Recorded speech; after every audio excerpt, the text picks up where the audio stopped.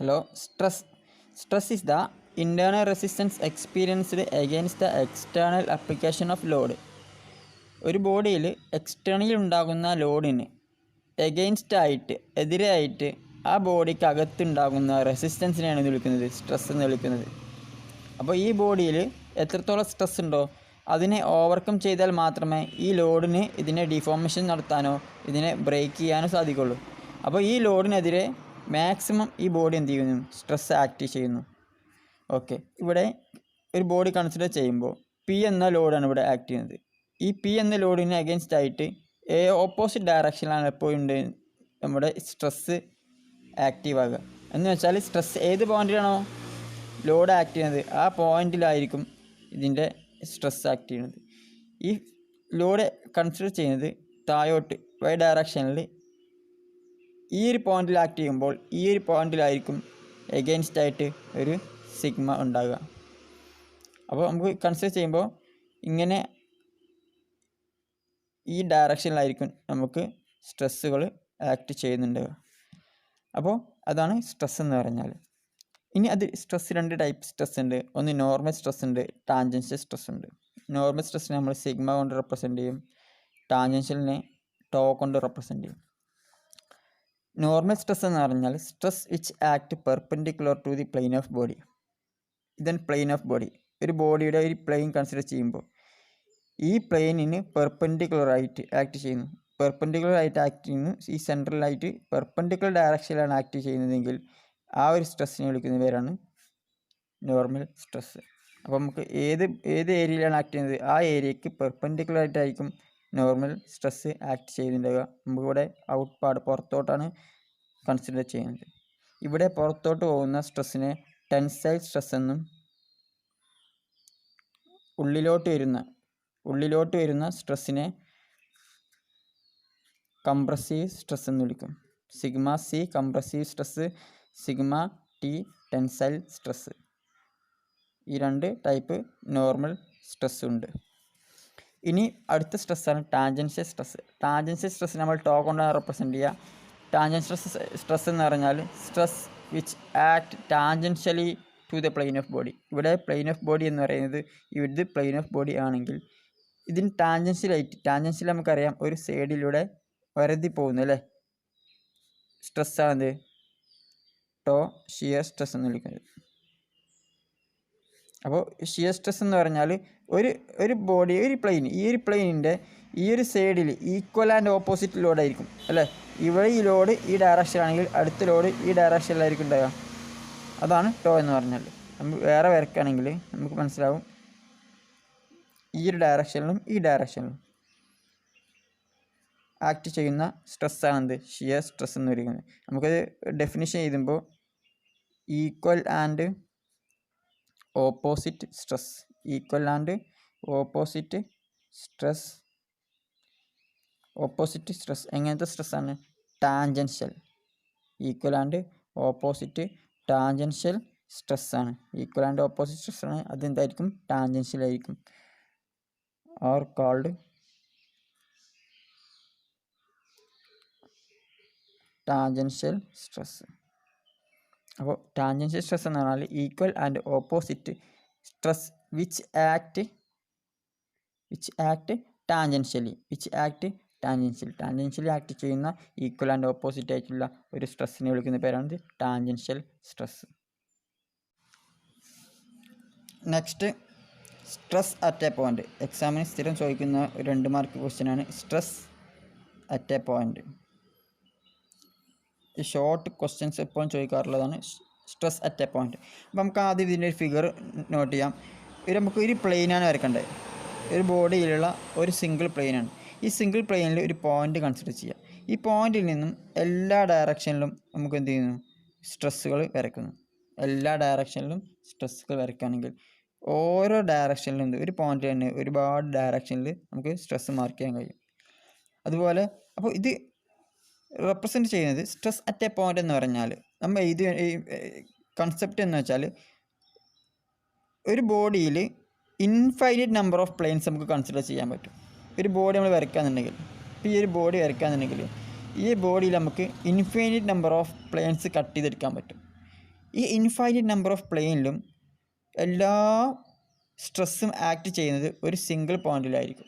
ഏത് ഡയറക്ഷനിലുള്ള ഫോഴ്സ് ആണെങ്കിൽ സ്ട്രെസ് ആണെങ്കിലും ഒരു പ്ലെയിനിൽ സിംഗിൾ പോയിന്റിലായിരിക്കും അത് ആക്ട് ചെയ്യുന്നുണ്ടാവുക അല്ലേ. ഒരു ഈച്ച് പ്ലെയിനിൽ every stress will be acting at A single point. അപ്പോൾ നമുക്ക് ഡെഫിനിഷൻ എഴുതേണ്ടത് there will be infinite number of planes in a body. There will be infinite number of planes in a body. The every load, the every stress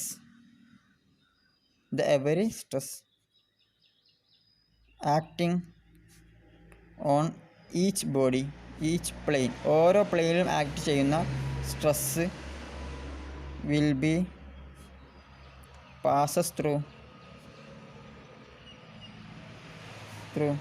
a single point. ഒരു single point കൂടിയാണ് അത് pass ചെയ്യുക. ആ point നമ്മൾ എന്ത് ചെയ്യുന്നത് stress at a point ആയിട്ട് consider ചെയ്യുന്നത്. അപ്പോൾ ഇവിടെ മറ്റൊരു പ്ലെയിൻ നമുക്ക് കൺസിഡർ ചെയ്യുകയാണെങ്കിൽ ബോഡിയിൽ ഇങ്ങനത്തെ ഒരു പ്ലെയിൻ ഉണ്ടാവും. ഈ പ്ലെയിനിലുണ്ടാവും ഈ ഒരു പോയിന്റിലായിരിക്കും ഈ ഡയറക്ഷണൽ ഫോഴ്സും മുകളിലേക്ക് ഡയറക്ഷനൊക്കെ ആക്ട് ചെയ്യുന്നത് ഒറ്റ പോയിന്റിലായിരിക്കും. അതുകൊണ്ടാണ് സ്ട്രെസ് അറ്റ് എ പോയിന്റ് എന്ന് പറയുന്നത്. ഇനി മറ്റൊരു ടോപ്പിക് എന്ന് പറഞ്ഞാൽ സ്ട്രെസ് ടെൻസറാണ്. സ്ട്രെസ് ടെൻസർ എന്ന് പറഞ്ഞാൽ ഇത് റെപ്രസെൻ്റ് ചെയ്യുന്നത് സ്ട്രെസ് എന്നുള്ളത് ഒരു ടെൻസർ ക്വാണ്ടിറ്റിയാണ്, വെക്റ്റർ ക്വാണ്ടിറ്റിയാണ്. സ്ട്രെസ്സിന് എന്തുമാത്രമുണ്ട് സിഗ്മ എന്നുള്ള സ്ട്രെസ് ആകുമ്പോൾ അതിന് ഡയറക്ഷനുണ്ട്. സിഗ്മ ഇതിൻ്റെ ക്വാണ്ടിറ്റിയാണ്. ക്വാണ്ടിറ്റി എന്ന് പറഞ്ഞാൽ ഒരു വാല്യൂ ഉണ്ട്. ഒരു യൂണിറ്റ് എപ്പോഴും ന്യൂട്ടൺ പെർ മീറ്റർ സ്ക്വയർ എന്നുള്ള ഒരു വാല്യൂ ഉണ്ട്. അതിൻ്റെ കൂടെ തന്നെ ഇതിനെന്ത് കൂടിയുണ്ട് ഒരു ഡയറക്ഷൻ ഉണ്ട്. ഇത് പോസിറ്റീവ് ഡയറക്ഷൻ ആയിരിക്കും, ദിസ് ഇസ് നെഗറ്റീവ് ഡയറക്ഷൻ. അപ്പോൾ സ്ട്രെസ് എന്നുള്ളത് ഒരു വെക്റ്റർ ക്വാണ്ടിറ്റിയാണ്. ആ വെക്റ്റർ ക്വാണ്ടിറ്റിയാണ് സ്ട്രെസ് ടെൻസറായിട്ട് റെപ്രസെൻ്റ് ചെയ്യുന്നത്. ഇനി സ്ട്രെസ് ടെൻസർ എന്ന് പറഞ്ഞാൽ എപ്പോഴും നമ്മൾ എഴുതി വെക്കേണ്ട റെപ്രസെൻറ്റേഷൻ ടോ ഐ ജെ എന്നുള്ളതാണ്. ടോ ഐ ജെ എന്ന് പറഞ്ഞാൽ ഐ എന്ന് റെപ്രസെൻ്റ് ചെയ്യുന്നത് ഇതിൻ്റെ ഏത് പ്ലെയിനിലാണെന്നുള്ളതാണ്. ജെ റെപ്രസെൻ്റ് ചെയ്യുന്നത് ഇതിൻ്റെ ഡയറക്ഷനാണ്. അങ്ങനെ നമുക്ക് ഓരോ ഡയറക്ഷനിൽ വരുന്ന സ്ട്രെസ്സിനെ ഒരു മെട്രിക്സ് ആക്കി റെപ്രസെൻ്റ് ചെയ്യുകയാണെങ്കിൽ ഒന്നാമത്തെ ടേംസ് എന്ന് പറഞ്ഞാൽ ടോ എക്സ് എക്സ് എന്ന് പറഞ്ഞാൽ എക്സ് പ്ലെയിനിൽ എക്സിൻ്റെ direction. Next tau X Y, tau X Z. Next tau വൈയിൽ X direction, tau Y Y, tau Y Z, tau Z X, tau Z Y, tau Z Z. നമുക്ക് ഓരോ terms എന്താണെന്ന് നോക്കാം. എന്താണ് tau X X? Tau X X എന്ന് പറഞ്ഞാൽ നമ്മൾ body ഇതാണ്. ഈ ഒരു ബോഡിയിൽ എക്സിൽ എക്സ് ഡയറക്ഷൻ,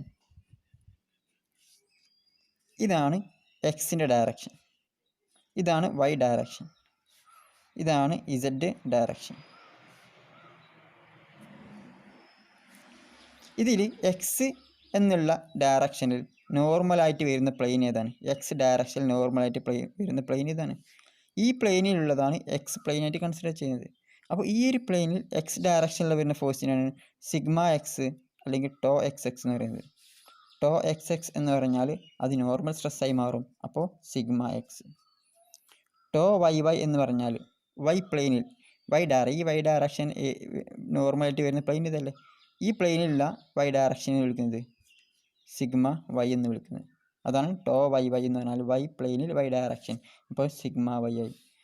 സെഡ് പ്ലെയിനിൽ സെഡ് ഡയറക്ഷൻ ആകുമ്പോൾ ടോ സെഡ് സെഡ്, അതിനെന്ത് വിളിക്കും? സിഗ്മ ഇസെഡ് എന്ന് വിളിക്കും. അപ്പോൾ അത് നമുക്ക് ഇങ്ങനെ മാർക്ക് ചെയ്യാം. ഈ ഡയറക്ഷനിൽ വരുന്ന സ്ട്രെസ്സിനെ എന്ത് വിളിക്കും?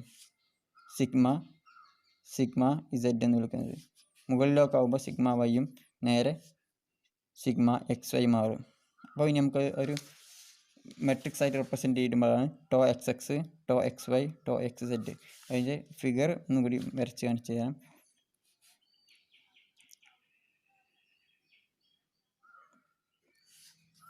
നമുക്കറിയാം ഇത് സിഗ്മ എക്സ്, അതിൻ്റെ നെഗറ്റീവ് ഡയറക്ഷനാണ് സിഗ്മ വൈ. പിന്നെ വരുന്നത് മുകളിലേക്ക് നമുക്കറിയാം സിഗ്മ, ഇത് നെഗറ്റീവ് സിഗ്മ എക്സ്, ഇത് പോസിറ്റീവ് സിഗ്മ എക്സ്, ഇത് sigma Y, positive sigma Y, താഴോട്ടുള്ളത് നെഗറ്റീവ് സിഗ്മ വൈ.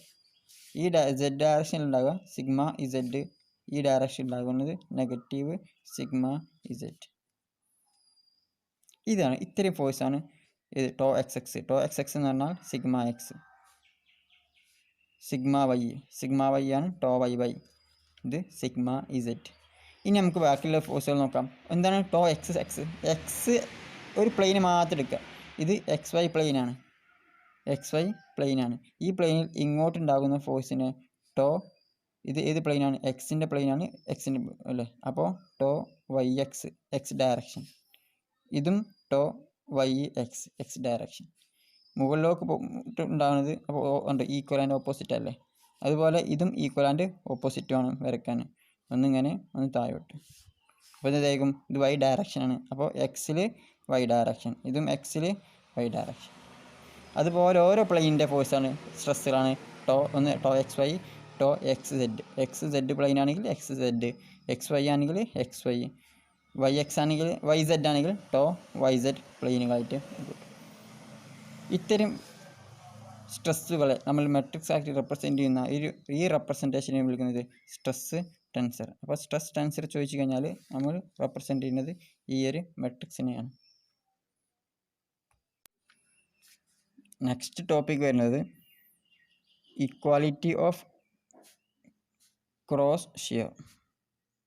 ഈ കൺസെപ്റ്റ് മനസ്സിലാക്കുക. ഈക്വാലിറ്റി ഓഫ് ക്രോസ് ഷിയർ എന്ന് പറഞ്ഞാൽ ക്രോസ് ആയിട്ട് വരുന്ന ഷിയേഴ്സ് അല്ലേ. ഷിയർ എന്ന് പറഞ്ഞാൽ നമുക്കറിയാം ഷിയർ സ്ട്രെസ്സാണ്. ഷിയർ സ്ട്രെസ് എന്ന് പറഞ്ഞാൽ ടാൻജൻഷ്യലി ആക്ട് ചെയ്യുന്ന സ്ട്രെസ്. ഈ ഒരു സ്ട്രെസ് ടോ, ഇതിപ്പോൾ എക്സ് വൈ പ്ലെയിൻ ആണെന്ന് വിചാരിച്ചു. എക്സ് വൈ പ്ലെയിൻ, ഈ എക്സ് വൈ പ്ലെയിനിൽ എക്സ് ഡയറക്ഷനിലുള്ള റെപ്രസെൻറ്റേഷൻ നമുക്ക് എന്ത് വരാം? ടോ വൈ എക്സ് ഇങ്ങനെ റെപ്രസെൻറ്റ് ചെയ്യാം.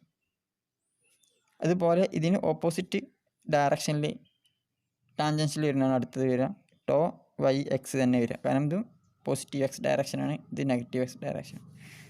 നെക്സ്റ്റ് താഴോട്ട് നമുക്ക് വരക്കാം. അതുപോലെ ഇതിങ്ങനെ ഇങ്ങോട്ട് വരച്ച് കഴിഞ്ഞാൽ ഇതിങ്ങനെ താഴോട്ട് വേണം വരയ്ക്കാൻ.